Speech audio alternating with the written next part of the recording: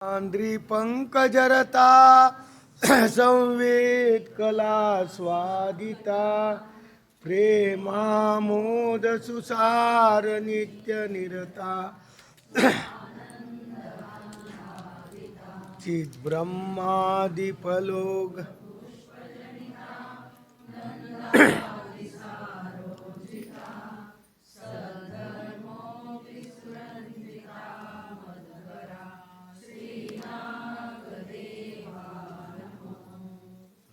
सर्वज्ञ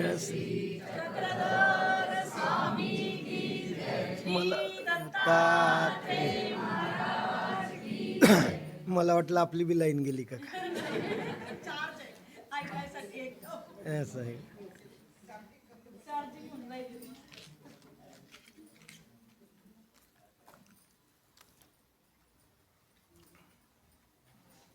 नवरात्राच्या निमित्ताने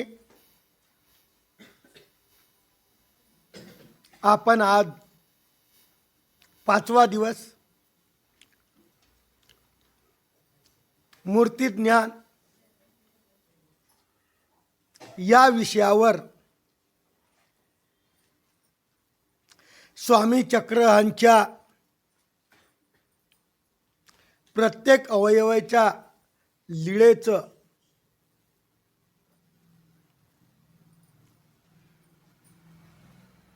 वर्णन लीळा चरित्राच्या माध्यमातून श्रवण करीत आहात.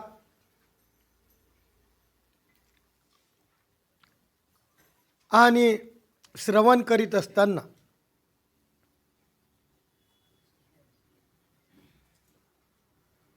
हाताची लीळा चालू आहे. हाताचीच आहे ना, श्रीकर श्रीकराची लीळा चालू आहे.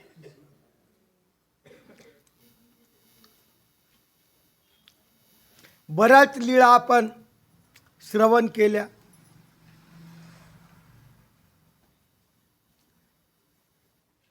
छाया गोपाळाबाईची लीळा आपण शेवटी श्रवण केली.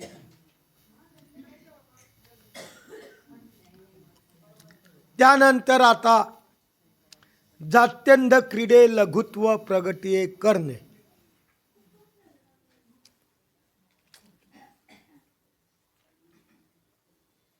पैठणची लीळा. सकाळचा पूजा अवसर झाल्यानंतरचा विषय आहे. बाईसा, नाथोबा आणि स्वामी एका मंदिरात गेलेले आहे.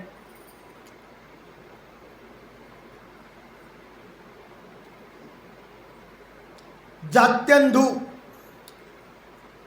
जातीचा आंधळा, जन्मतात जो आंधळा आहे त्याला जात्यंध म्हणतात. अवांतर आंधळा झाला त्याला जात्यंध म्हणत नाही. आणि असे जन्मतात जे आंधळे आहेत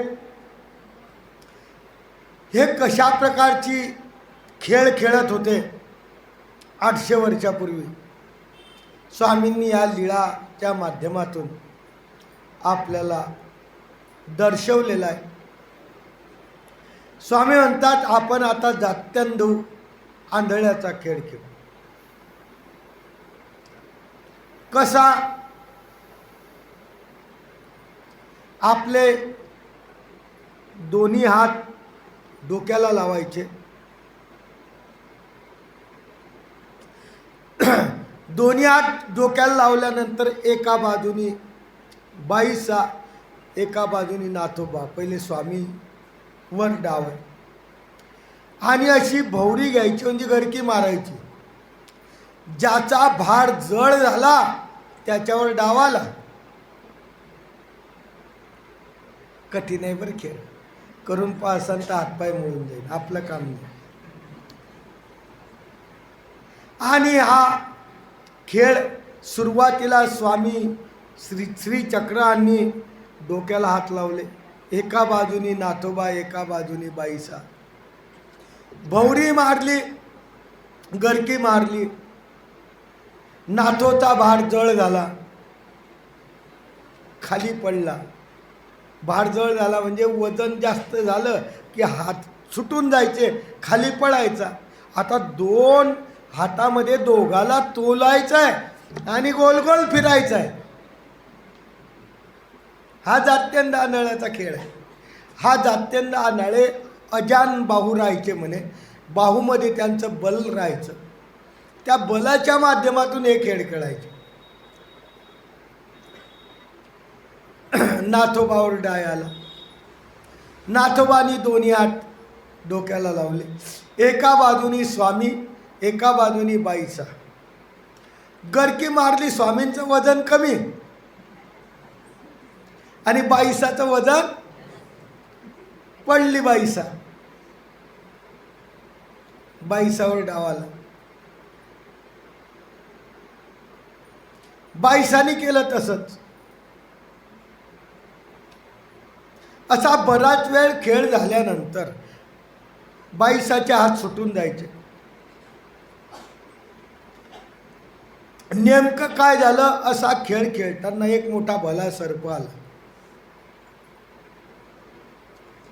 स्वामी म्हणतात, अरे नाथो नाथो, सर्प आलाय. पाहिलं त्यांनी. काय करू, धर म्हणे त्याला.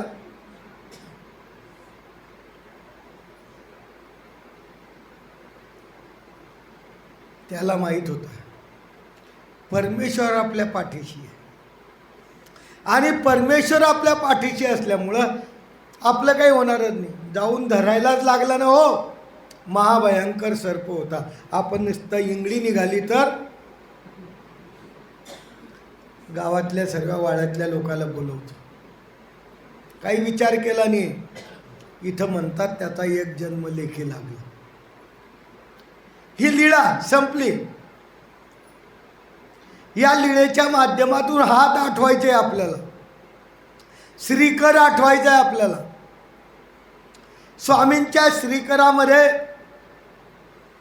अजान बाहू बलवान असे की दोन्ही हे झाले तरीही स्वामींना काही फरक पडायचा नाही. अशा प्रकारची घडलेली हे लीळा, हा श्रीकर आपण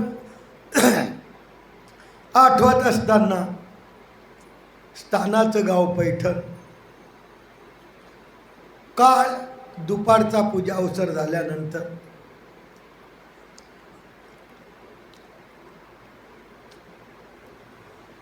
खेळ खेळल्यानंतर क्रिया ही घडलेली लीळा. परिवार नाथोबा महादाईचा, वस्त्र रेग्युलर आणि मूर्ती. म्हणजे या हाताच्या ठिकाणी भावना आपल्याला आठवायची. भावना करून ध्यान करायचं आहे. तेव्हा भावना आणि ध्यान करत असताना त्या श्रीकराच्या ठिकाणी आपण विनंती करायची आहे, हे परमेश्वरा, आपले श्रीकर नाथोबा आणि महादाई आपल्या बाईसासाठी तत्पर राहिले. ज्या श्रीकराच्या माध्यमातून नाथोबा आणि बाईसाला तारून नेलं, आम्ही अनंत जन्माचे अपराधी आहे. अनंत जन्म आमचे वाया गेलेले आहे. तरी परमेश्वरा तुम्ही त्या हाताचा स्पर्श, श्रीकराचा स्पर्श जसा त्यांना झाला तर कदाचित पुढं जाऊन मलाही योग यावा अशी परमेश्वराजवळ विनंती करणं आपलं गरजेचं आहे. याला म्हणतात अशा प्रकारची ही श्रीकराची लीळा आठव. आता श्रीकर कमल पुरे हात येतात. श्रीकर म्हणजे आता कमल.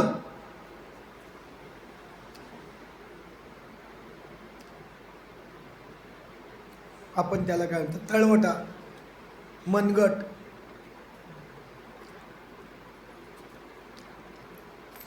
ऐशे भावी जे ध्याईज. कसं भावायचं? स्वामींचा हात श्रीकर वेगळा आणि हात कमल वेगळं. कसं भावायचं? म्हणून त्यांनी सांगितलं, जैसे राहेरी पाणी पात्र.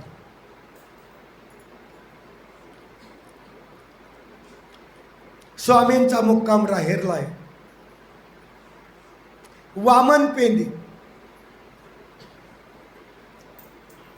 त्याची पत्नी स्वामींना भिक्षा देत असे. एकदा अचानक वामन पेंडीची पत्नी वारली. कारण लक्षात ठेव, आपलं जीवन प्रत्येकाचं पाण्याच्या बुडबुड्यासारखं आहे. पाण्यावर बुडबुडा चालस तो कधी पाहिला असेल आपण. तो बुडबुडा चालता चालता कधी फुटून जाईल त्यालाही कळत नाही. तसं आपल्याला जीवन मिळालेलं आहे. हे जीवन कधी संपून जाईल हे आपल्याला कळत नाही.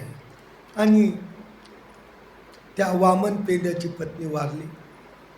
दुःख करायला लागला. लीळा जर बारकाईने वाचली तर दुःख करत असताना त्याला एक पायली, एक शेर असं खूप मोठं धान्य लागावं एका वेळेस, इतका त्याचा मोठा परिवार होता. त्याचं काही नव्हते. त्यांना करून खाऊ घालेल कोण याचं त्याला काही वाटलं नाही. पण त्याला एकच दुःख वाटत होतं की आमच्या सर्वज्ञांना आता पाणी पात्र कोण देईल. पाणी म्हणजे हात, पात्र म्हणजे हातच पात्र ज्यांनी बनवलेलं आहे असा जो परमेश्वर साधनदाता श्री चक्रधर, त्याला पाणी पात्र स्वामींच्या हाताला म्हटलेलं आहे. कोण देईल? रडायला लागला, दुःख करायला लागला. ते प्रेत स्मशानभूमीमध्ये आणलं गेलं. स्वामी एका झाडाखाली बसलेले होते. प्रेत इकडं ठेवलेला आहे. स्वामी तिथं बसले आहे म्हणून वामन पेंडी त्यांच्याजवळ गेला. स्वामींना विनंती करतो. विनंती करत असताना जी मला एकच दुःख होत आहे आतापर्यंत की यानंतर तुम्हाला पाणी पात्र म्हणजे भिक्षा कोण दे. माझी पत्नी वार. परमेश्वराला त्याची भिक्षा स्वीकार करायची. परमेश्वराला त्याच्यापासून जी वामन पेंड्याची पत्नी होती तिच्यापासून हातामध्ये करामध्ये भिक्षा एक तिची स्वीकार करायची. स्वामी उठले, त्या ठिकाणी गेले. आपल्याला श्री करकमल आठवायचे. त्यांनी काय केलं, पायापासून तर डोक्यापर्यंत त्या प्रेताला स्पर्श केलं आणि स्पर्श करून आपला हात आहे ना, हात त्या ओनटीला लावला. तिच्या उठ म्हणे, तुला एक पाणी पात्र देणे असे. परमेश्वर काय करू शकत नाही. लगेच ते प्रेत उठून बसलं. आनंद आला सगळं. घरी गेले. त्या बाईने स्वामींसाठी भिक्षा तयार केली. स्वामी भिक्षेला बाहेर गेले. पाणी पात्र हात पुढं केलेले आहे. भिक्षा मागता आहे. ती बाई दरवाजाच्या बाहेर येते आहे. भिक्षा स्वामींना टाकणार तेवढा स्वामी म्हणतात, बाई एक पाणी पात्र घेणे असे. म्हणजे एकदा जर तू भिक्षा वाढली तर परत तू या ठिकाणी संपून जाशील. तुझ्याकडून एकच पाणी पात्र घ्यायचं. तिने काय केली, आपल्या नवऱ्याला दिली आणि त्याला वाढायला लावलं. सांगायचं तात्पर्य, जर तिने भिक्षा दिली असती, मेली तर होतीच ना हो. मेल्यानंतर कोणी जगलं का? पण मरायची भीती जिवंत झाल्यावर सुद्धा प्रत्येकाला असते. आणि तिने पाणी पात्र दिलं नाही. स्वामींनी त्या वामन पेंड्याच्या माध्यमातून पाणी पात्र स्वीकार केलं आणि तिथून निघून गेले. हे लीळा झालं.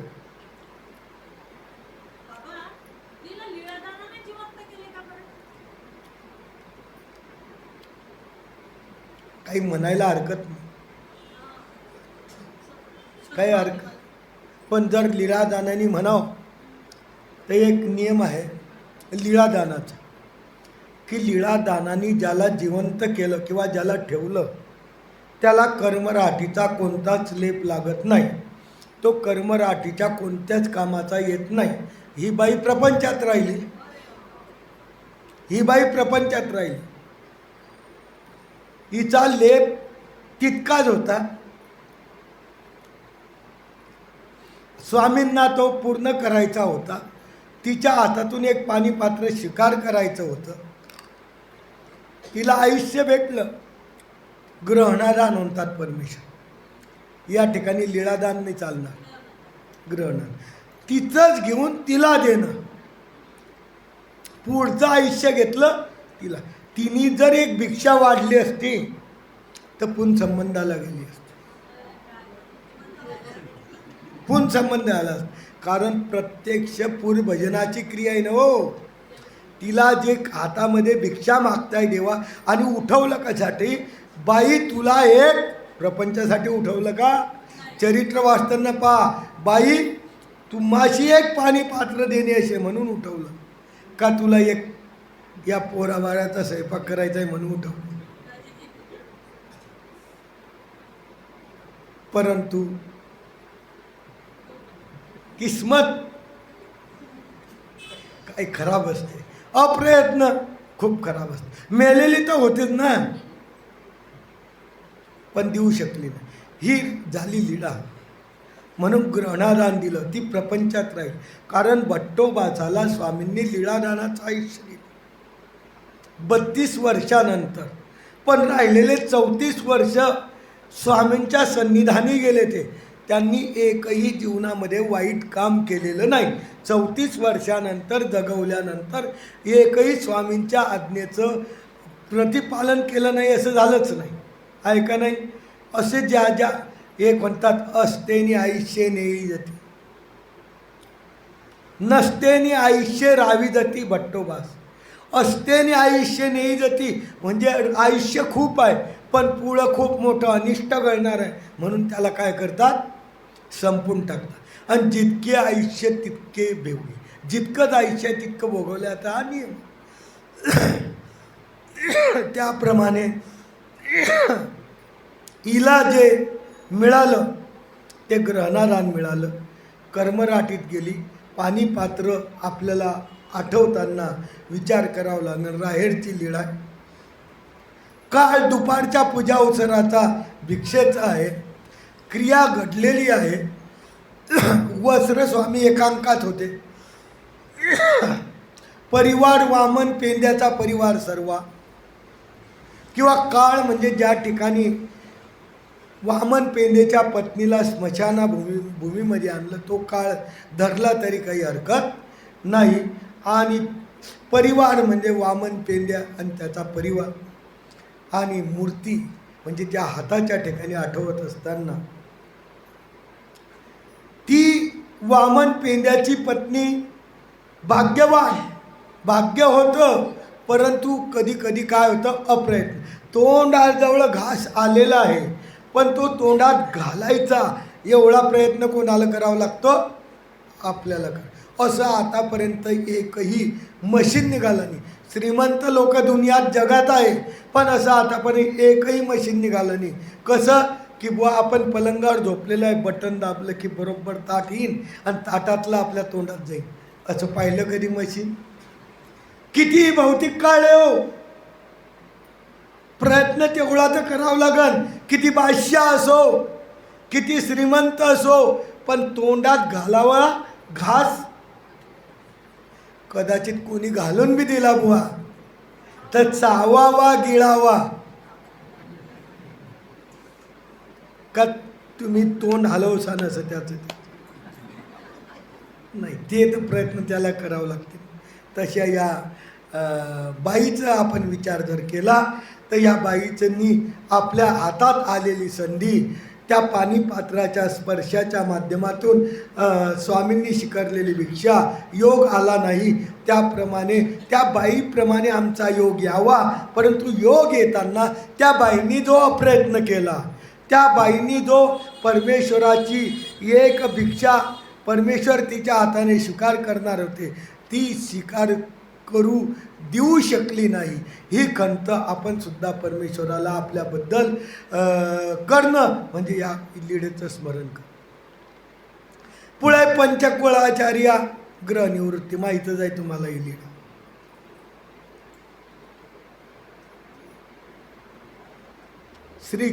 श्रीकरामध्ये भिक्षा मागायची नाही, इथं बी माहीत आहे लीळा. तो झाला, अमुक झाला, ते झालं, हे लीळा पाठ आहे ना तुमच्या. प्रश्न हाव कशावर सांगितली होती?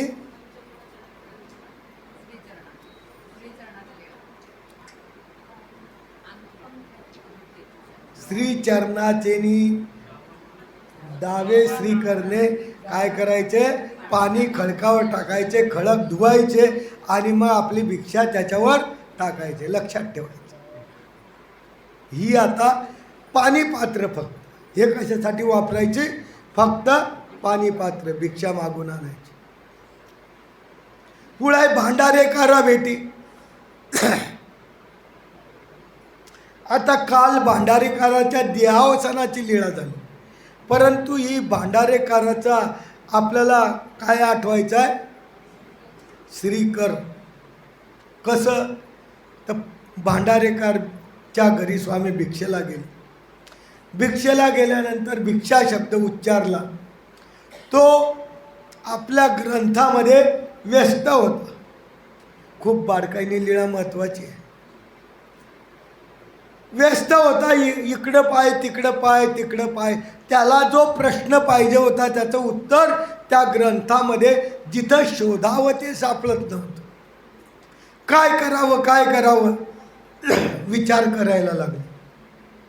शेवटी स्वामींकडं त्याचं लक्षच नाही. स्वामी तेव्हा भिक्षा मागायचे, कशात मागायचे? पाणी पात्र. हे महत्त्वाचं आहे. कोणतंही भांडं स्वामींनी वापरलेलं एकांकात नाही. पाणी पात्राने भिक्षा मागायची असे करून उभे आहे. त्याचं लक्ष नाही. आंघोळीला बाईने पाणी टाकलेलं आहे, तो बाहेर वाचतो आहे. शेवटी स्वामींनी सांगितलं, भट्टो मागील फांकी पा. काय कळालं याच्यात तुम्हाला? काय कळालं? लीळा सर्वाला माहिती. मागचं पान पा एवढंच कळालं ना. संपलं. मागचं पान पा. ओ तो इतका येडाना होता की मागचं पान पा. त्याला समजलं मागील फांकी पहा म्हणजे मागचे केलेले कर्म शोधा. आपण काय करतो? उठलं की पुढची व्यवस्था करतो, पोरांची व्यवस्था, अमक्याची. मागच्या कर्माचा आपल्याकडे विचार केला का? मागच्या कर्माचा मागील फांकी पहा म्हणजे मागचे कर्म शोधा. तुमचे जे पाहे ते खराब कर्म आहे त्याला कळालं. नुसतं मागील फांकी पाहणं वाचलं निघून गेला असं नाही. त्याला कळालं की देवाला असं सांगायचं आहे. आणि तो लगेच काय झाला? तुम्ही किती पानं मागं वाचले असते तर तुम्ही पळाले असते का? कारण तुम्हाला माहिती आहे की मागच्या पानावर 10वी 12वी परीक्षा होतात. उत्तर सापडत नाही मुलाला. इकून चेष्टकत्व होतं. ते मागच्या पानावर आहे, पान नंबर इतकं. ते तुम्हाला माहिती आहे की मागच्या पानावर गेलं. हे नाही. मागील फांकी पहा म्हणजे आपण प्रत्येकाने आपल्या जीवनाचा मागचा विचार करा, तेव्हा पुढचं पाऊल चाला. मागं काय जोडलेलं आहे आपण ते त्याच्यानुसार आपल्याला पुढचं फळ भेटणार आहे. म्हणून मागील फांकी पहा म्हणजे मागच्या जोडलेल्या खराब कर्माचा विचार करा. आणि हा कर्माचा विचार त्याने केला आणि त्याला कळालं की या संसारात काही महत्त्व नाही, म्हणून तो बाहेर गेला. म्हणून तो स्वामींसोबत गेला. भिक्षा करपात्रावर मागितलेली आहे. तळ्याच्या काठेवर गेले. त्याच्याजवळ फक्त धोतर नेसलेलं होतं, बाकी काहीच नव्हतं. स्वामींला तळाच्या पाळीवर बसायला काय द्यावं हे सुद्धा त्याच्याजवळ. आपलं धोतर अर्ध फाडलं आणि ते स्वामींना बसायला दिलं आणि त्या ठिकाणी भिक्षा वाढली. असा कर, हातात असलेली भिक्षा आणि त्या भांडारेकाराची भेट. त्या भांडारेकाराला करामध्ये स्वामींनी भिक्षा रूपाने घेतलं. हो, भिक्षा रूपाने घेतलं. कारण भिक्षा रूपाने घेतल्यानंतर 16 वर्ष त्यांनी कोणाची सेवा केली? परमेश्वर. कशी केली? आपली पाठ सुद्धा दिसू दिली नाही. आपण कशी करतो ते आपण ठरवायचं. ही अशी लीळा या ठिकाणी झाली. गावाचं नाव तुम्हाला माहित आहे, भंडारा. काळ तुम्हाला माहित आहे, सकाळचा काळ आहे, 8-9 वाजेचा काळ असेल तो काळ आहे. क्रिया सर्वी आहे. लीळा. परिवार नाही. वस्त्र स्वामींच्या अंगावर नाही. कटी प्रदेशीन श्रीमंत. आणि मूर्ती त्या पाणी पात्र भांडारेकाराचं आठवताना आपण परमेश्वराला विनंती करायची, हे परमेश्वरा, भांडारेकार अतिशय भाग्यवान.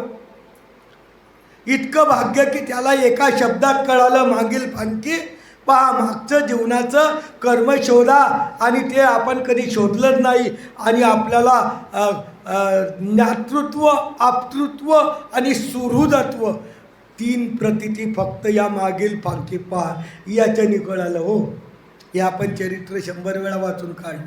आपल्याला ज्ञातृत्व कळालं नाही, आप्तृत्व कळालं नाही आणि सुहृदत्व कळालं नाही. पण त्याला एकदाच कळालं आणि कळाल्यानंतर भिक्षा घेऊन स्वामी गेले त्याच्या मागं, तोही गेला. किती बाया समजदार त्या काळच्या. निघाला. बाई म्हणते कुठं चालले? काय सांगितलं त्यांनी? आजपर्यंत मी तुमचा होतो, आता इथून पुढं. बरं, आता म्हणावं एखाद्या माणसाने, पायात बाटाची चप्पल राहते.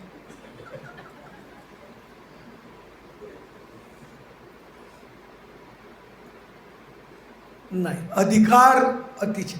त्या बाईनी सरळपणे मन मोकळेप्रमाणे आज्ञा दिली. ती सुद्धा एका दिवशी याला निमित्त गोमट्याला कारण होणार. कारण तो भांडारेकाराचा उद्धार झाला, ती निमित्त झाली ना. हो, तिने कोणत्याच प्रकारचं काही आडवी आली नाही. हे निमित्त गोमट तिला लागलं, तिचाही आपोआप उद्धार होणार. म्हणून हे पाणी पात्र आठवताना आपण हा विचार करावा लागेल की भांडारेकार खूप भाग्यवान की स्वामींना पाणी पात्र भिक्षा मागायला गेले असताना भांडारेकारासारख्याची भेट झाली आणि ते भिक्षेमध्ये आले आणि संपूर्ण जीवन आपलं परमेश्वराच्या चरणी अर्पण केलं. अशा प्रकारचे स्वामींचे श्रीकर कमल होते.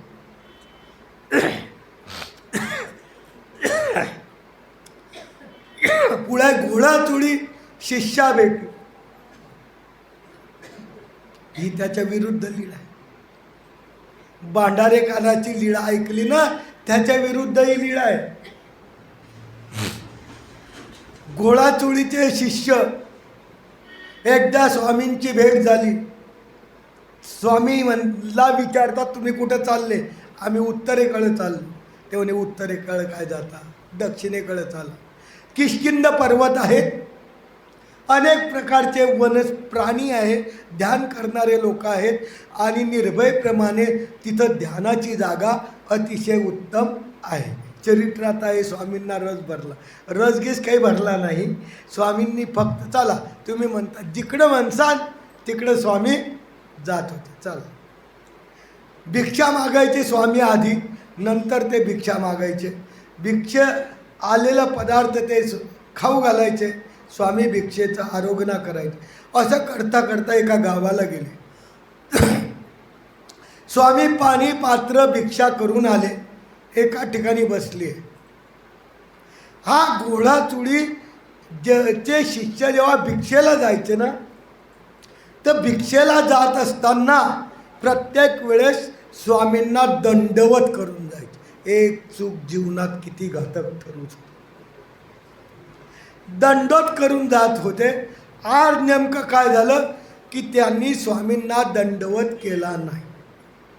आदर्श काय आहे चरित्रातून? आपण जर कुठं गावाला जातो आहे, रस्त्यातून जर मंदिर आहे, तर मंदिरात जाऊन फक्त डोकं ठेवणं सुद्धा अत्यंत गरजेचं आहे. जर तुम्ही ठेवलं नाही तर डावलण्याचा दोष घडतो, आणि डावलण्याचा दोष घडला की पुढं काय झालं कर्माचं आपलं, मग म्हणता अरे आम्ही तर लय देवदर धर्म करत होतो, तो तर असं झालं. त्याला कारण काय आहे? आपली घडलेली चूक. आणि या घोडाचुडीनं त्या दिवशी न विचारता गेले, भिक्षा केली. एका घरासमोर भिक्षा शब्द उच्चारला. ती बाई होती, जास्त शहाणी होती ती. तिच्या घरात कढी आंबील गरम गरम होत होतं, खालून जाळ होता. भिक्षा द्यायची पावतं खरं हिच्या यांच्या हातावर गरम गरम टाकून. काही गरज नाही, द्यायची असली तर चांगल्या प्रांजल मताने द्या, नाही तर देऊ नका. तिने काय केलं, ती गरम गरम आंबील आणली, यांच्या करकमलापेक्षा हातावर काय केलं, टाकली. आता ते विद्यावंत होते, ते काही साधारण माणसं नव्हते. त्यांना काही चटका नाही लागला, कारण ते देवतेचे उपासक. त्यांनी काय केलं, अरे हे बाई आपली परीक्षा पाहते. त्यांनी काय केलं, ती कढी चाटून घेतली, आणि हात भरलेला होता ना तो तिच्या घराला पुसून टाकला. जलजाव म्हणे. लागलं ना घर जळायला. नुसतं घरच जळालं नाही, गाव जळालं. एवढी मोठी हिंसेला कारण ते झालं. आले त्या हिंसेचा अजिबात यांच्या अंतकरणात काहीही फरक नाही. आले स्वामींच्या जवळ आणि स्वामींना हसून सांगतात, ओ आमची एका बाईने परीक्षा घेतली आणि तिने आमच्या हातावर कळी टाकली, आम्ही सर्व गाव काय केलं. स्वामी म्हणतात, तुम्हाला वाटते एवढी मोठी भूत हिंसा घडली आणि तुम्ही त्याच्याबद्दल अजिबात खेद व्यक्त करत नाही. मी तुमच्यामध्ये राहणार. स्वामी त्यांना रात्री झोपेतून सोडून गेले. हे झाली लीळा. या ठिकाणी असं आठवायचं आहे, कुठंतरी स्वामींची भेट झालेली आहे घोडाचुडीची. किष्किंध पर्वतावर जायची तयारी आहे का, आणि मध्येच एका गावाला एक बाई भेटली. ती लीळा तुम्हाला आठवायची आहे. वस्त्र स्वामींचं एकांक होता, परिवार स्वामींना नव्हतंच. आणि आठवताना काय आठवायचं, किंवा परिवार म्हणजे घोडाचुडीच. त्यावेळेस मूर्ती आठवणना, श्रीकर कमल आठवणना काय आठवायचं की पहा हे परमेश्वरा, कर पात्राच्या माध्यमातून तुम्ही भिक्षा मागितली, परंतु अशा अनाधिकारी लोकांचा योग आला, करपात्री भिक्षा मागणाऱ्यांचा. परंतु त्यांचा अनाधिकार वाढत गेल्यामुळं ते हिंसेला पात्र झाले आणि हिंसा पाप पापात असंच बोललेलं आहे. आणि जरी स्वामींची संगत मिळाली तरीही ते हिंसेला पात्र झाले.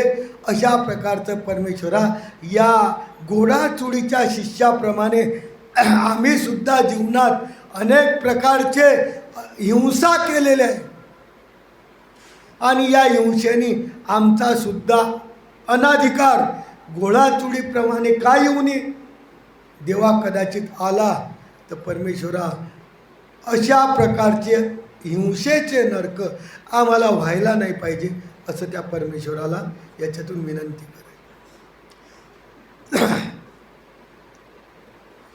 पुढे पट्टी शाळी वाहुनी साधा पाणी पात्र देन.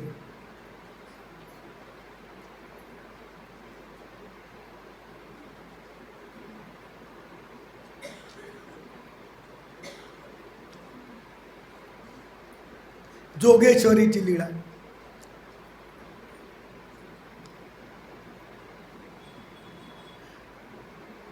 स्वामींचा मुक्काम आहे. गावात जोगेश्वरी, रान जोगेश्वरी नाही ना, गाव जोगेश्वरीची. कारण रान जोगेश्वरीला स्वामींच्या सोबत जर स्त्रिया वगैरे असल्या तर तिथं जरा भयानक वातावरण होतं, म्हणून स्वामी स्त्रिया असल्यावर तिथं जात नव्हते. ही गाव जोगेश्वरीच. अशा माध्यमातून त्या जोगेश्वरीला स्वामींचं पूजा अवसर झालेला आहे. साध्या वगैरे होती.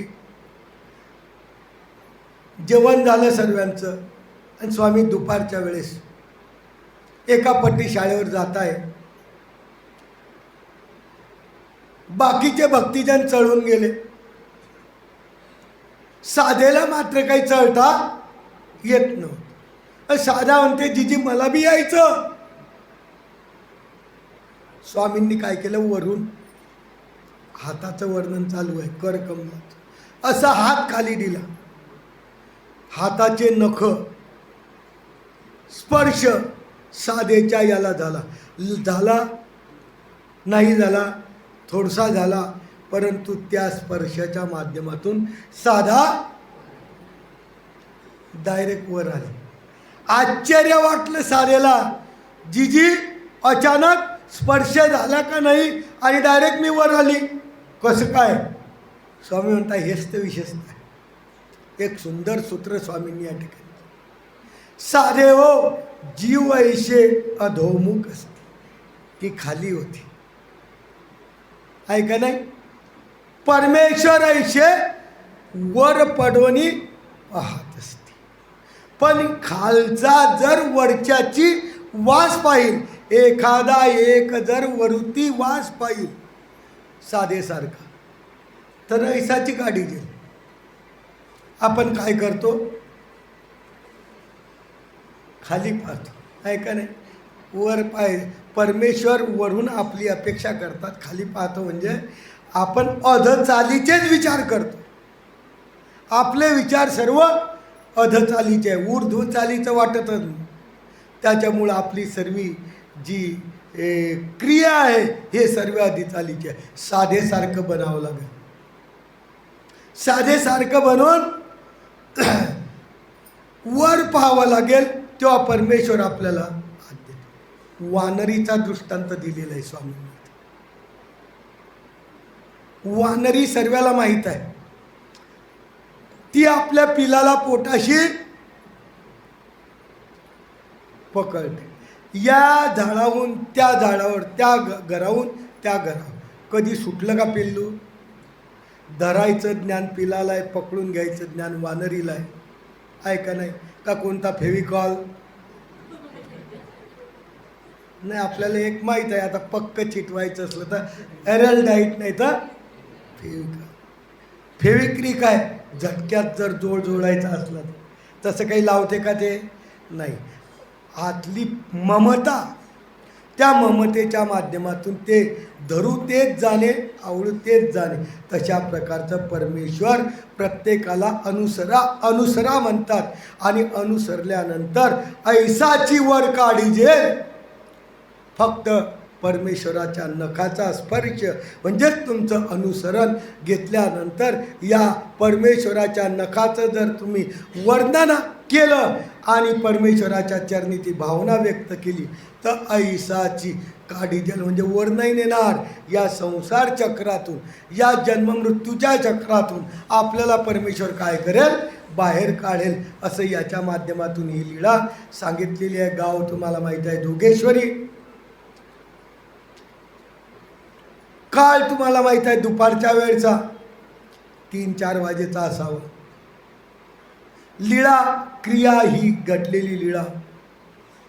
वस्त्र स्वामींचे जसे होते परिवार साधा, बरेच भक्तिजन होते आणि मूर्ती आठवते. त्या हाताची भावना आपल्याला आठवायची आहे, त्या नखाची भावना आपल्याला आठवायची आहे. हे परमेश्वरा, साधेला ज्याप्रमाणे स्पर्श झाला किंवा नाही झाला, वर काय केलं, उचलून नेलं, तसं अनंत सृष्टीमध्ये स्वर्ग, नरक, कर्मभूमी आणि मोक्ष या चतुर्विधाच्या नरकात आम्ही गरगर गरगर फिरत आहे. आज आपल्याला मानवाचा जन्म भेटला म्हणून असं वाटतं आपल्याला. काही लोक म्हणतात जाऊ द्या ना, कोणी पाहिलं पुढचं. आणि काहीचं असं मत राहतं, काय आता देवदेव करता, थोडीशी 50-56 झाली की पुढं आपल्याला. लक्षात ठेवा, हा विचार जरी केला तर 50-56 झाल्यानंतर तुमचा कोणताच अवयव कामाला देत, वर बसावं लागतं, खुर्च्या कमी पडतात.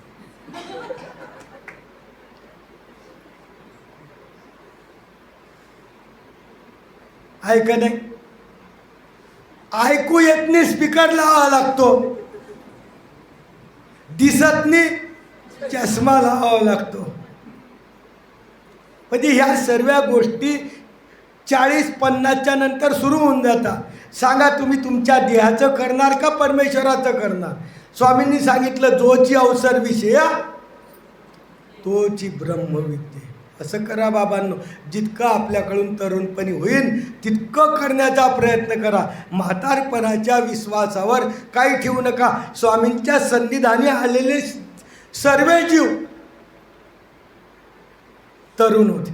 साधा म्हातारी होती का, नागदेव म्हातारे होते का, बाईसा म्हातारी होती का, महादाईसा म्हातारी होती का? तुम्हाला वाटत असेल म्हातारी म्हटलं, परंतु तिने शरीराला तसं बनवलं म्हणून तिला म्हातारी म्हटलं. बाकी सर्व स्वामींच्या सन्निधानी आलेला परिवार हा असा तरुण होता आणि तो परमेश्वराच्या ठिकाणी त्या नखाचं स्पर्श साध्याला झाला. तिचं जीवन जसं वर झालं तसं आपण परमेश्वराला या करकमलाच्या माध्यमातून वर्णन करायचं आहे की मलाही स्पर्श मिळू दे आणि या संसार चक्रात जो मी असा वावरतो आहे याच्यातून मुक्त कर.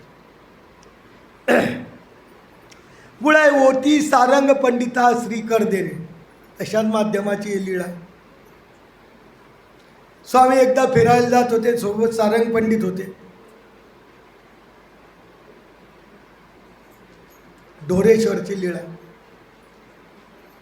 पैठण. नाला होता, नाला.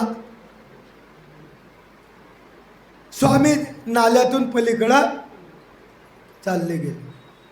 बाकीचे भक्तिजन्मे असतील, पण याला काही जाता ये. हे म्हणतो स्वामी जिजी मला यायचं आहे तिकडं, मला काही येता येत. स्वामींनी त्याला हात दिला.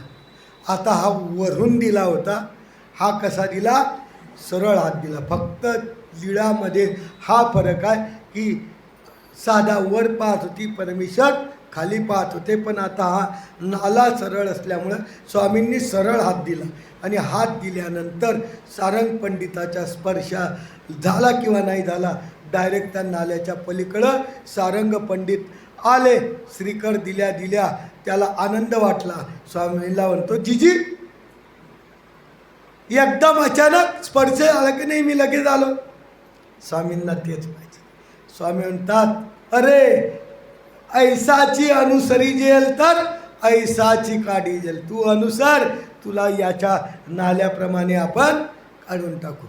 परंतु काही काही जीव सांगून सांगून थकून जातो, पण ते काय राहतात, अभाग्यशाली राहतात. अभाग्यशाली म्हणजे अप्रयत्नशील राहतात, त्यांचा योगच येत नाही. त्यापैकी हा सारंग पंडित होता. सारंग पंडिताला कोणताही प्रकारचा फरक पडला नाही. स्वामींनी ते लीळा केली. आपल्याला श्रीकर आठवायचं आहे. स्वामींचा गावाचं नाव पैठण, ढोरेश्वराचं मंदिर.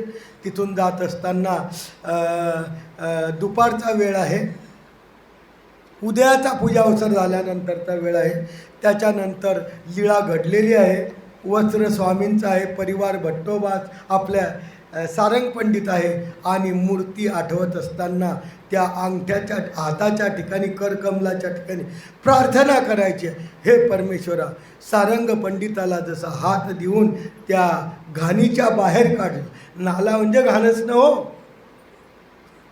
का? तुमच्याकडे नाला स्वच्छता आहे? भुसावळला मी नाला आहे, तुम्हाला माहितीच आहे. त्याला काय नाला म्हणता? गंदा नाला. ऐका, आपण त्याच्यापेक्षा गंदे हो, पण नाल्याच्या पलीकडे जायचं आहे आपल्याला, त्या नाही. हा नाला म्हणजे संसार चक्राचा नाला. जसं त्या सारंग पंडिताला त्या नाल्यातून बाहेर काढलं, ओढ्यातून बाहेर काढलं, तशा प्रकारचं परमेश्वरा हा संसारमय चक्राचा जो नाला आहे, संसारमय जे दुःख आहे, या दुःखामध्ये मी खूप पिडून गेलेलो आहे. मला या दुःखामध्ये बिलकुल सुखाची आस भेटत नाही आहे. परमेश्वरा तुझ्या हाताचं मला स्मरण घडू दे आणि त्या माध्यमातून माझं जीवनसुद्धा सुखमय करण्याचा तू प्रयत्न कर, असं परमेश्वराला आठवायचं आहे. पुढे राणाईचा श्रीकर देणे. पुढं काय? राणाईचा श्रीकर दिले. साडेगावचं चरित्र आहे. स्वामी साडेगावला होते. इथं डोनी म्हणजे होळी. डोनी म्हणजे या गावातून त्या पलीकडच्या काठावर जायसाठी पूर्वीच्या काळात डोनीचा काय करायचे? वापर करायचे.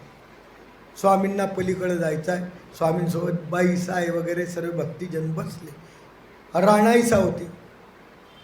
डोनी पुढे सरकून गेली, हलली, बसायची जागा थोडीशी चालली गेली. मग आता तिला काही चढता? स्वामींना म्हणते मला यायचं आहे, हात दिला, तीच दोन्हीमध्ये चढली. उतरताना सुद्धा तसं सर्व उतरले. दोन्ही हलली, तिला उतरता येईना, तेव्हाही हात दिला, करकमल दिलं. फोन वाजतोय कोणाचा, कसं काय वाजतोय काय माहीत. वैशालीबाई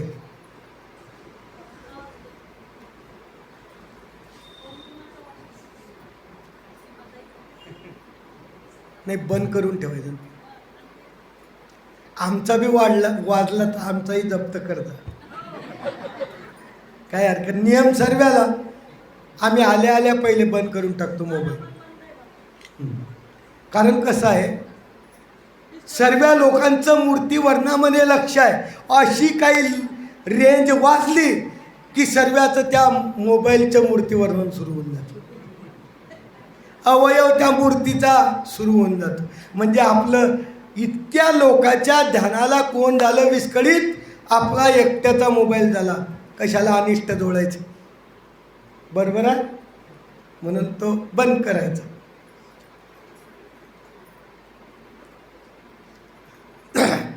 म्हणून बसताना आणि उतरताना राणाईसाचा हात, स्वामींचा हात लागला आणि ती उतरली. हे पाहिलं बाईसानी, हे पाहिलं. आता बाईसाचा स्वभाव इतका जबरदस्त होता की माझ्या स्वामीला कोणत्याही प्रकारचं इजा व्हायला न पाहिजे. किती आत्मत्व असेल स्वामींच्या मूर्तीवर, किती आत्मत्व असावं बाईसाचं. बाईसानी पाहिलं, चढताना तर धरला, उतरताना तर धरला. तेव्हा शेवटी बाईसा रागवली. बाईसा म्हणते, या बाईला काय झालं? स्वामींचा हात मागते. अरे स्वामींचा श्रीकर दुखवे. भावना खूप उत्तम आहे बाईचं. स्वामींचा श्रीकर दुखवेल, ही कशाला अशा प्रकारचा त्रास देते? कारण ही लीळा अशी आहे. गावाचं नाव आहे साडेगाव. काळ आहे. दोन्हीमध्ये बसल्यानंतर चढताना किंवा उतरताना हाका. क्रिया संपूर्ण लीळा. परिवार, वस्त्र स्वामींचे जसे होते. परिवार बाईसा होती, राणाईसा होती, अनेक बाया होती. अशा प्रकारचा परिवार. मूर्ती म्हणजे त्या श्रीकराच्या ठिकाणी भावना व्यक्त करत असताना आपण आठवायचं आहे की स्वामींचा श्रीकर त्या राणाईशाला स्पर्श झाला, पटकन त्या दोन्हीमध्ये चढता आलं. अशा अनेक प्रकारच्या संसाराच्या समुद्रामध्ये आम्ही वावरतो आहे. आणि या समुद्रामध्ये वावरत असताना आमची जी नाव आहे ही नाव डगमगणारी आहे. वादळ आलं पलटी मारून देते. संसारातलं वादळ येणं म्हणजे काय आलं, वादळ आलं ती दोन्ही पलटी मारून देते. आणि जी व्यवस्थित पोचणारी जी आहे ते मधीच जर पडली, म्हणजे सांगायचं तात्पर्य, आपण जर परमेश्वराची भक्ती करता करता आपल्याकडून एखादा अविधीचा दोष झाला, अविधी जर घडला आणि त्याच्याबद्दल जर दुःख व्यक्त नाही केलं तर आपली नाव उलटी होऊन जाते. काही काही लोक असे आहेत, आता इथं आहे की नाही माहीत नाही, मंदिरात येतात, परमेश्वराचे उपासक आहेत, येतात, येता येता इथंही आपल्या मंदिरात येताना बऱ्याच देवीचे मंदिरं लागत असते. आमचे लोक हात जोडतात. हो, आहे मानवा पंथाचे, हात जोडला, विकल्पाचा अविधी झाला का नाही? अविधी झाला, तुमची नाव चाललेली आहे, ती नाव वाऱ्याने काय झाली, गरदळली. कारण स्वामींनी सांगितलेलं आहे की बुवा विकल्पाचा वारा आला की दिवा काय करतो, इथून जातो. स्वाभाविक असं ना सुद्धा दृष्टपणे जोडलं तरी विकल्प पोचला.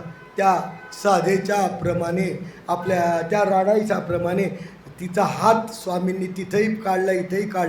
त्या राणाईसाप्रमाणे आपण स्वामींना विनंती करायची की तिला उतरवलं, दोन्हीत बसवलं बी आणि उतरवलं बी. इतका सुखकर प्रवास श्रीकर कमलाच्या माध्यमातून झाला.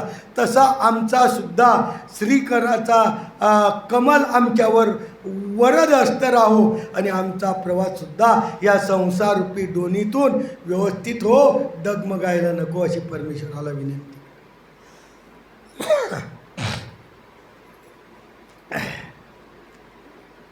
पुढे कुष्टी धर्मनिरोपण.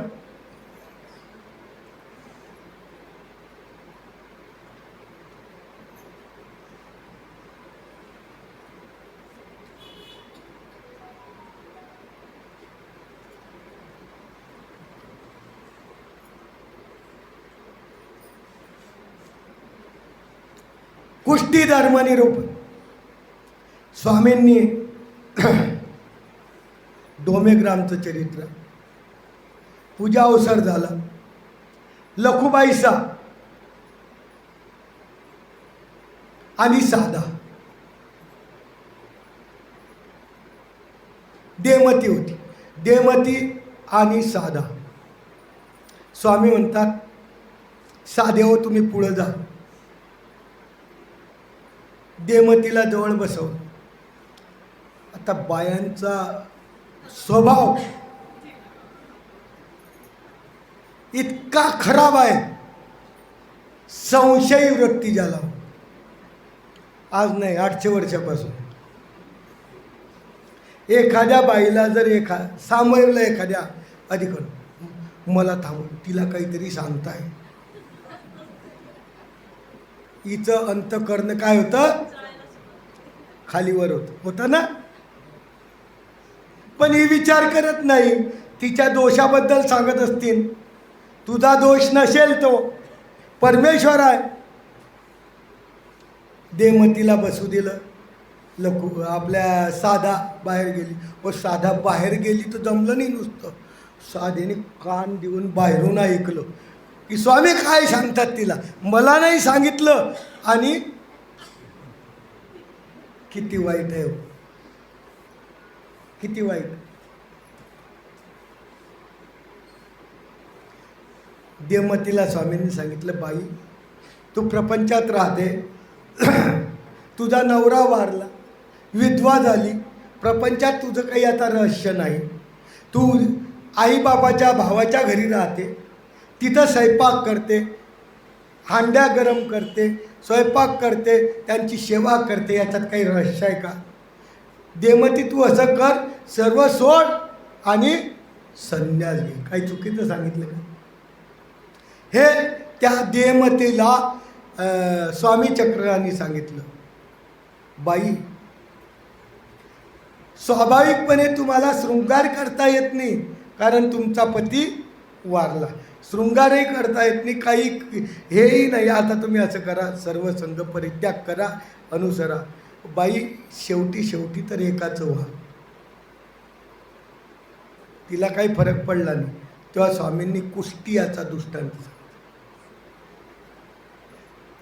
देमतीला कुष्टी याचा दृष्टांत. संसारातला एक मोठा श्रीमंताचा व्यापारी असतो, त्याला मुलं बाळं सुना वगैरे सर्व पत्नी सर्व असतात. त्याला महारोग होतो, कुष्ठरोग होतो. पैसा अमाप, सर्व व्यवस्थित, पण काय झाला, मग त्याला घराच्या बाहेर काढतात.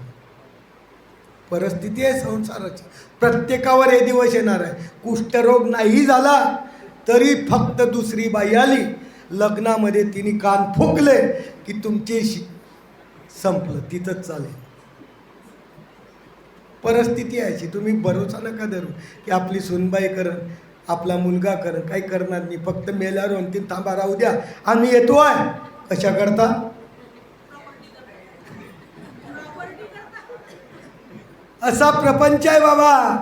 हे प्रत्यक्ष स्वामींनी दृष्टांत सांगितला, आणि या दृष्टांच्या माध्यमातून स्वामींनी सांगितलं की तो कंटाळून गेला. पाणी आणायचे, तांब्या भरून आणायचे, आपटून आणायचे, एखाद्या ताटामध्ये जेवण आणायचे, असंच तो कंटाळला. हो, त्याच्याच बापाची इस्टेट, त्यांनी कमावलेली इस्टेट, त्याच्यावर आलेली गदा, काय करण? बायको येत नव्हती, सुना येत नव्हत्या, मुलं पाहत नव्हते. कंटाळला, संसाराला कंटाळला. त्याने ठरवलं की या घरात आता राहायचं नाही. निघाला. गावाच्या बाहेर एक डुबळेश्वराचं देऊळ होतं. काय सुंदर स्वामींनी दृष्टांत सांगितलं की ज्या दृष्टांताची तोड कोणीच करू शकणार. त्या डुबळेश्वराच्या देवळात गेला. त्याला तांब्या उचलता येत नव्हता, हात असे झालेले होते. त्या देवतेची सेवा करायला लागले. लोक काय करायचे, पाणी आणून द्यायचे, भाकर आणून द्यायचे. असं करता करता तो थोडा बरा होत चालला. त्या सेवेने काय झालं, बरा होत चालला, चांगला होत चालला.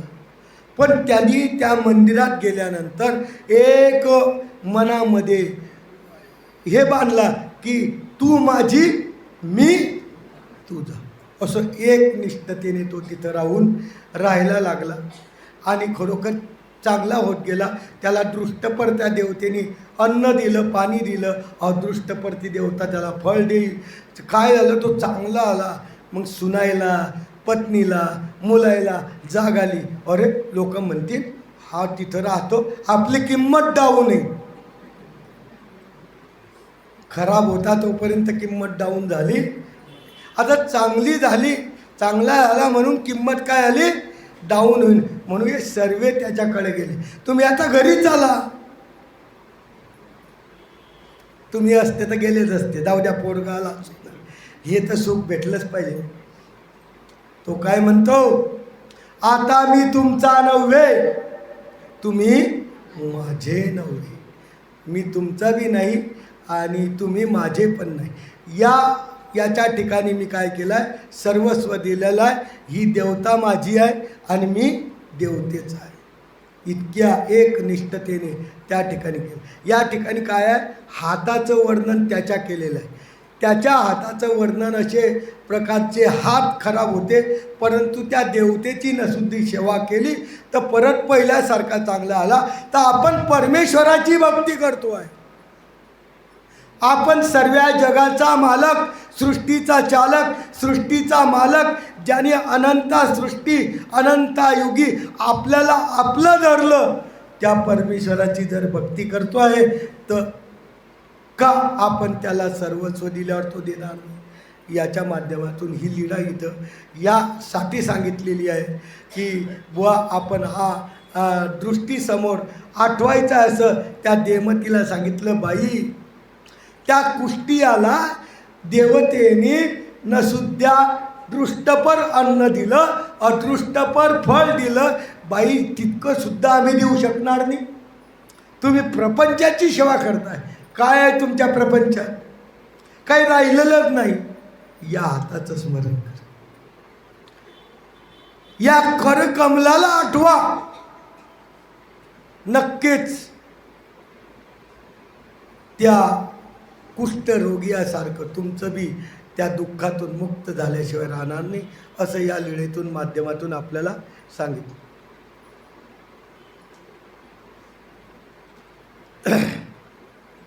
पुढा इंद्रोबा तुळशीवान. इंद्रोबा स्वामींच्या पायावर तुळशी व्हायची. कधी कधी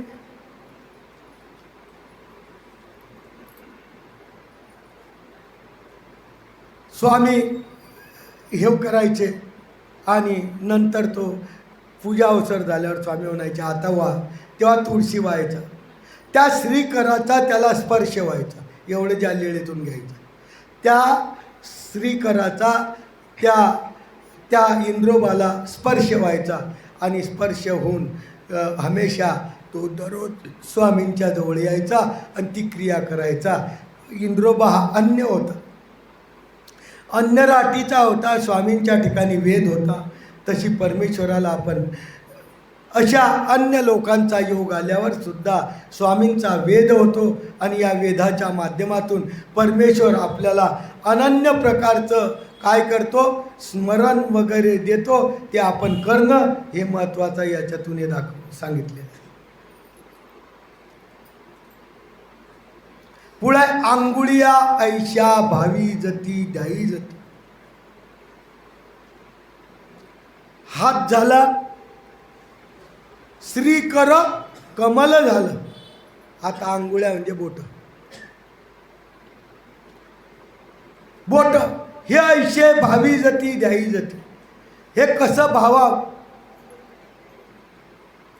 म्हणून स्वामींनी सांगितलं, जे गदो नायकाची पूजा शिका. सुंदर चरित्र. स्वामी चक्रांचा मुक्काम डोंबेग्रामला असताना एकदा त्यांनी नेऊरगावला बोलवलं स्वामींनी. मर्दना मादने दिली. खूप श्रीमंत माणूस. पूजा अवसर स्वामींचा यथायोग्य केला. बाईसा सोबत होते. ताट भरून अलंकाराने. कसं कोणत्या ठिकाणी ओळगावं हे त्याला माहीत नव्हतं. अलंकार तिथं ठेवले आणि जसा अलंकार ज्या अवयवाला पाहिजे त्या अवयवाला बाईसाने ओळगवला. त्याच्यामध्ये आपल्याला बोटं घ्यायची. बोटामधले अलंकार आपल्याला काय घ्यायचे आहे, बोटामधले अलंकार. बोटामध्ये जे जे काही अनेक प्रकारचे अलंकार असतात, सुवर्णाचे, चांदीचे नाही, लोखंडाचे नाही, कशाचे होते, सुवर्णाचे, सोन्याचे. या सोन्याचे अलंकार बाईसानी त्या स्वामींच्या याच्यात ओळगवले. स्वामींजवळ बसला. स्वामींजवळ बसल्यानंतर स्वामींना म्हणतो, जिजी माझ्याकडं हे जे द्रव्य आणलं ना याच्यापेक्षा खूप मोठं द्रव्य आहे. किती पाहिजे, किती पाहिजे, कशा करता, मला परमेश्वर होईल का, द्रव्याच्या माध्यमातून मला परमेश्वर होईल का. त्यांना वाटलं गदो नायकाला कदाचित स्वार्थाचे भुकेले असतील, कदाचित कशाचे भुके. स्वामींनी उत्तर दिलं, गदोनायक तुम्ही म्हणता ते चुकीचं आहे. द्रव्याने जर परमेश्वर विकत घेता आला असता, सर्व काही द्रव्याने मिळतं, देवतेचं फळ मिळत नाही. परमेश्वराची प्राप्ती, देवतेचं फळ तरी मिळतं का? आचरण केल्याशिवाय तिथं मिळणार नाही. परमेश्वराच्या भक्तीचं आचरण केल्यावरच परमेश्वराचं फळ मिळेल. आणि त्यांनी सरळ प्रश्न केल्यानंतर स्वामी म्हणतात, अरे तुझ्यापेक्षा अनेक या जगात 100 बळकर बहुरत्न वसुधरा, या जगात एकापेक्षा एक श्रीमंत आहे. मग त्यांनी द्रव्य आणून दिलं असतं ते हे त्यांना वाटत नाही की परमेश्वर व्हावा? त्यांना वाटत नाही का परमेश्वर व्हावा? तुला वाटतं तसं त्यांना वाटत नाही का? त्यांनाही वाटत असेल, परंतु द्रव्य संपत्ती परमेश्वर न पविजे, कलत्र संपत्ती परमेश्वर आणि पुत्र संपत्ती परमेश्वर. खूप सुंदर लीळा स्वामींनी त्या नेऊरगावला सांगितली. आणि आपल्या जगात या 3 गोष्टी आपण भारी भरतो. या 3च गोष्टीवर हे जग काय करतं? भारी. एक तर पैसा, दुसरं माझ्या बायकोसारखी सुंदर कोणत्याच, खूप अभिमान वाटतो त्याला. आणि पुत्र, माझा पुत्र इतका चांगला आहे, रात्री 2-4 बाटल्या घेतो फक्त.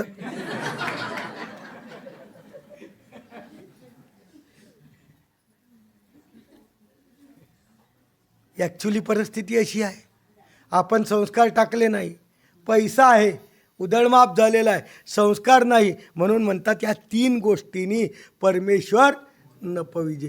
कितीही पैसा असला तर परमेश्वर प्राप्त होणार नाही, कितीही चांगली स्त्री असली तरी परमेश्वर प्राप्त होणार नाही, आणि कितीही पुत्र चांगला असला, वाईट नसला, चांगलाही असला, आणि तुम्हाला त्या फक्त पुत्राचा जर अभिमान असला तर परमेश्वर प्राप्त होणार.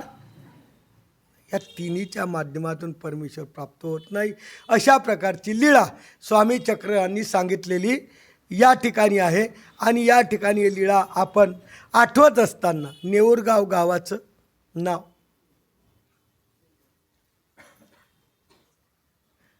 वेळ दुपारच्या पूजा अवसराचा स्वामींचा, जेव्हा तो काही सुवर्णाने पूजा करतो आहे तो वेळ, क्रिया ही सर्व घडलेली.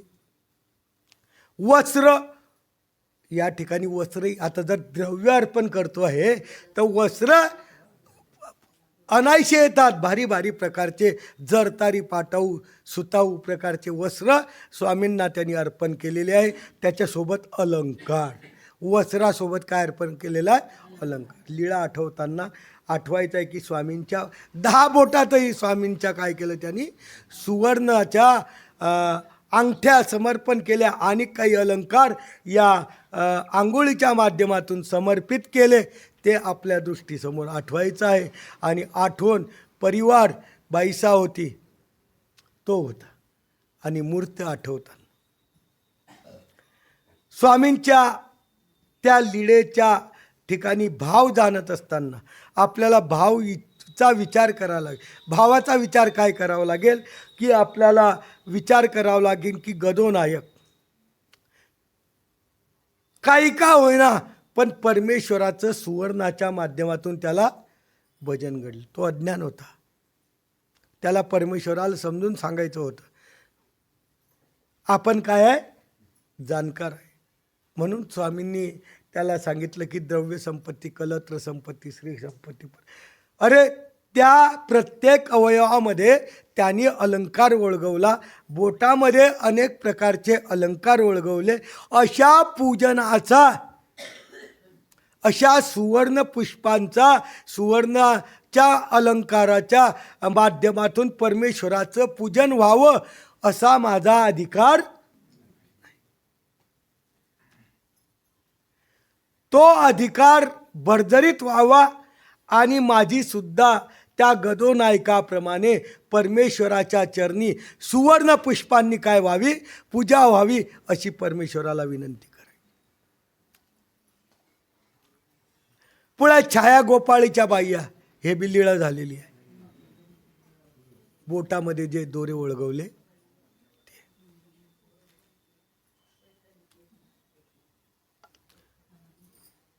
मुदिया ओळगवल्या त्या.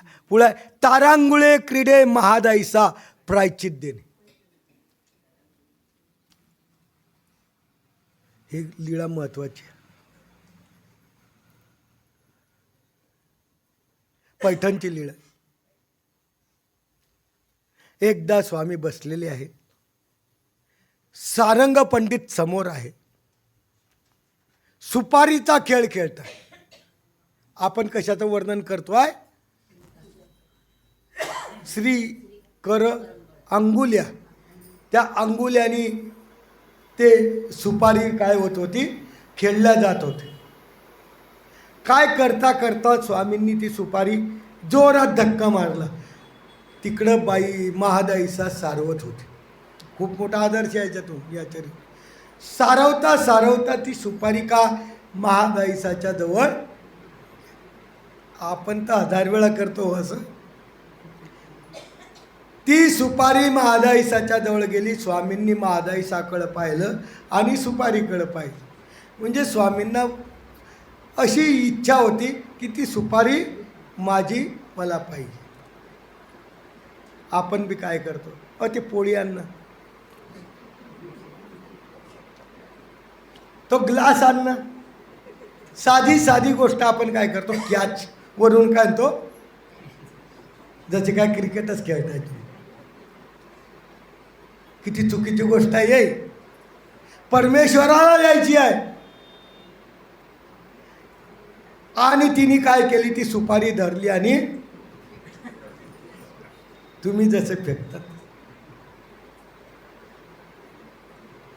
स्वामींनी तिच्याकडे परत पाहिलं. तिला वाटलं काहीतरी आपलं बिघड. आणि तिच्या डोक्यात आलं सुपारी परमेश्वराची, आपण फेकून द्यायला नाही पाहिजे होती. आपल्याला त्रास झाला तरी चालेल. एखाद्या आपल्या साधूंनी आपल्याला वस्तू मागितली तर आपल्याला उठा बसायचा किती तकलीफ असली तरी चालेल, पण ती वस्तू उठून त्यांच्या हातात देणं गरजेचं आहे. फेकून द्यायची. फेकली म्हणजे महादाईसासारखं. महादाईसाने प्रायश्चित घेतलं हो. आपण काय आपलं प्रायश्चित कुठं भाकेला पुरणार नाही. आणि नेमकं काय झालं, ती स्वामींजवळ आली. जीजी चुकलं माझं. तू सुपारी टाकूनही घातली. सुपारी काय केली, उठून द्यायला पाहिजे होती, टाकून घेतली. चुकलं. स्वामींजवळ तिने प्रायश्चित घेतलं. जो दोष घडला त्या दोषाचं तेव्हाच्या तेव्हाच प्रायश्चित व्हायला पाहिजे. जसं आपण आश्रमात गेलो, मंदिरात गेलो, चुकून आपल्याला लाथ लागली आपली, किंवा त्यांच्या कपड्याला लाथ. पूर्वीच्या काळात मार्गामध्ये कपड्याला लाथ लागली तरी दंडोत घालायचे की तुमच्या पट्टीला पाय लावावा अशी आमची लायकी नाही, म्हणून काय करायचे, दंडोत घालायचे. आता तर आपण धडधडात लाट मारतो. हां लाट लाग स्वारी. एक भाषा सोपी शिकलेलो आपण. काय आहे, स्वारी. स्वारी म्हणजे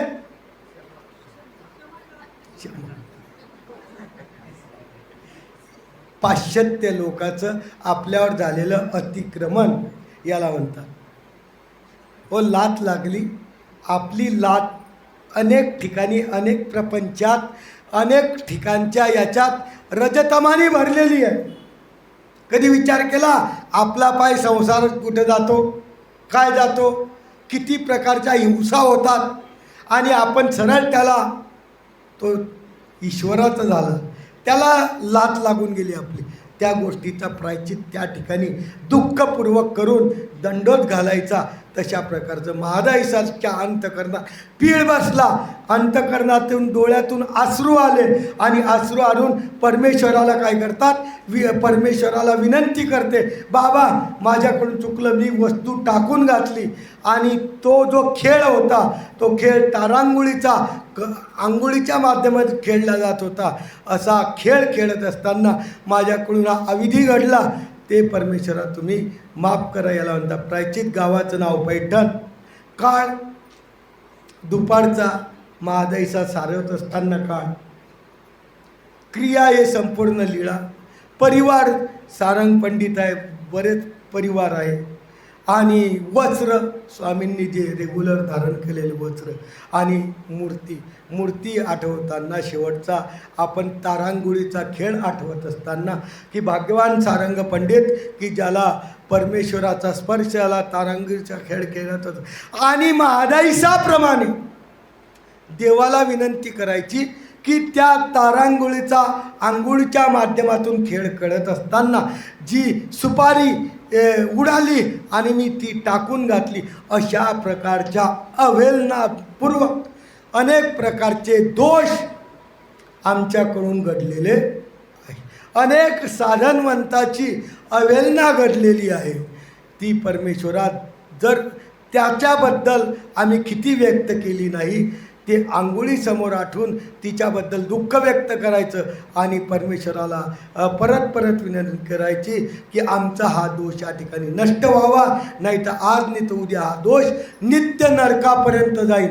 आणि नित्य नरकाला गेल्यानंतर एका दिवशी आम्हाला ज्या सृष्टीमध्ये गेल्यानंतर त्या नरकात गेल्यावर एक सृष्टीपर्यंत परमेश्वर आपल्याकडं कोणत्याही प्रकारे पाहणार नाही. हा असा आंघोळीचा जो आपण चरित्र ऐकतो आहे, हे परमेश्वराजवळ आठवायचं, महादाईसासारखं दुःख करायचं. दंडवत.